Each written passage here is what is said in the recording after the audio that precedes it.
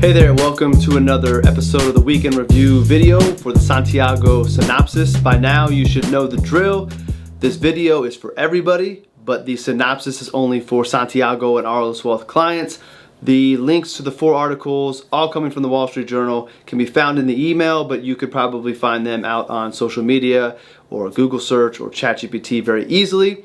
But hey, let's get to the headlines that may or may not be impacting your life plan, financial plan, and portfolio. And as I hinted at, we just have 4 this week, kind of a quiet week, news-wise, at least when it comes to the economy and the things that are impacting our planning. Obviously, a very heavy week last week when it comes to some social stuff.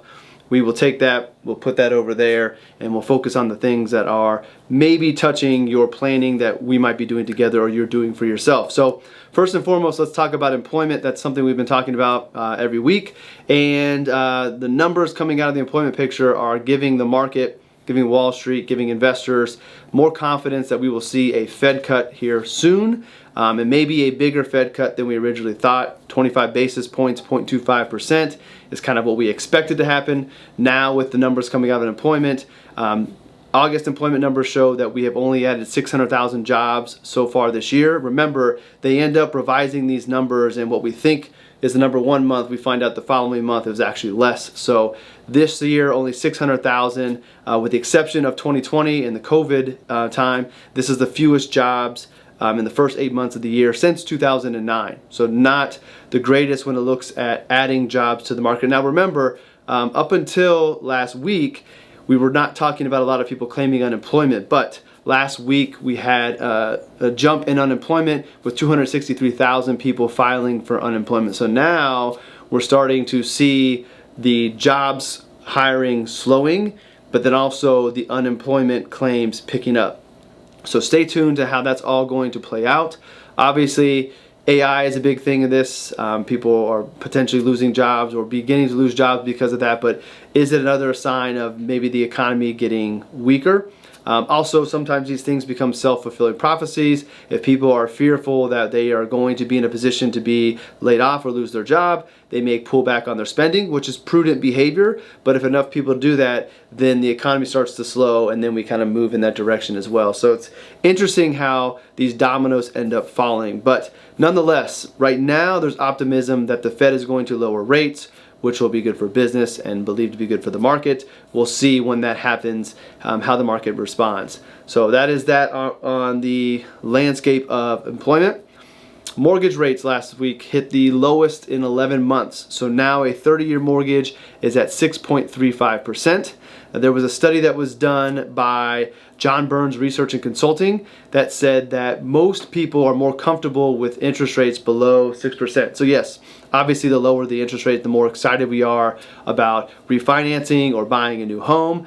In that study, half of the people surveyed said that they would be accepting a mortgage between 5 and 5.5%. And then 22% were comfortable with 6 and 6.5. So we're in that 6 to 6.5.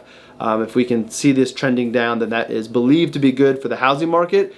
But I'm not so sure that the interest rates alone are going to get the housing market moving a little bit faster. A couple things are out there working against it, as you probably know, but home prices are one. Which, interest rates going down will help home prices, but also there's the potential that if there are a lot of people who have been sitting on the sidelines waiting for rates to come down to maybe upgrade their home or be done renting to be able to buy their first home, then when rates go down, they can maybe afford more than they once did. And if they really were benchmarking to the interest rate, less about the payment or the cost of the house, we all have these different money stories we follow. If it was really about the interest rate, then they might be able to bid more for a house, and we may see housing prices go up because interest rates are going down. Now sure, some people are sitting on the sidelines because the interest rates prevent them from being able to buy, and when rates go down it will let them begin to. But I do think there are some people who are just, I don't want to hold a 6.5% mortgage. Again, going back to the survey, they could afford the house, but they can't get past that interest rate barrier. That when it comes down, then maybe we see some competition in homes. So that's one thing.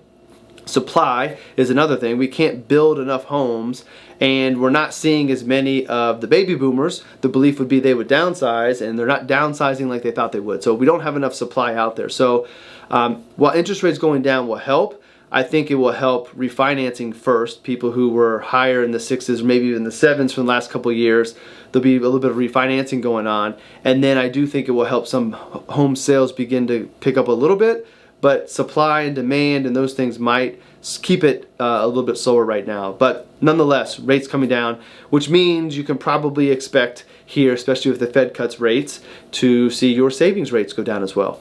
So what are we going to do about that? To be determined, depending on your plan, depending on options, depending on when you need the money. But it's been comfortable to let that money sit in 4 and 4.5%. As those rates come down, maybe it makes sense to begin investing or doing some other things with that money. But again, we'll see if the Fed actually does cut. We'll see how much they cut and then the fallout to the interest rates from there. Third one, just really quick on it, the Supreme Court voted to hear President Trump's appeal on the tariffs that we talked about 2 weeks ago now in early November. So obviously tariffs are not going to be going anywhere. We're kind of back in this limbo stage of, are some of them going to be reestablished or some of them are going to stay right now deemed to be illegal and null and void? Again, remember, we talked about a couple weeks ago, it's not all of the tariffs, it's just some of them. So President Trump asked the Supreme Court to hear it. They decided to fast track it. They will hear that in November, so more to come on this in the future. And then finally, this is one that back in the day, earlier in my career, I would have definitely made this headline number 1. I also think in just the grand scheme of things, this would have been a higher headline. But the Dow Jones crossed 46,000 for the first time ever. As I look right now, we're at 45.9. So since it hit it last week, it's come down a little bit, which we know that's what markets do. But I didn't see any hats. I didn't see any big celebrations, which was usually what happens when we hit milestones. Although I do think we'll see hats and things when we hit 50,000 on the Dow. 46 is not a sexy number. It's not anything crazy, but there really wasn't any big celebration. Going up 1,000 points now is not the same as it once was in the past. But nonetheless, it is a milestone, and just thought I would bring it up and also just highlight how it's not as big of a deal as it once was. For me professionally, because I know this is a small part of what it is that we're doing with our planning. I think for you, the investor, you've been through these things and you've got other things going on in your life to where hopefully you're not paying too much attention, tracking down every 1,000 points that we go up. And again, 1,000 points off of 46,000 when we go to 47 is not the same as going from 9 to 10,000. A little bit different, a little bit different movement there. So, all right, that is it. I told you it was simple this week. Not a whole lot on there. We'll see what this week has coming up. I want to thank you for tuning in as always. Again, you can find these articles inside the Santiago Synopsis, or you can find them over on the Wall Street Journal. Do some digging around if you want to read more about it, but I tried to hit the highlights of it.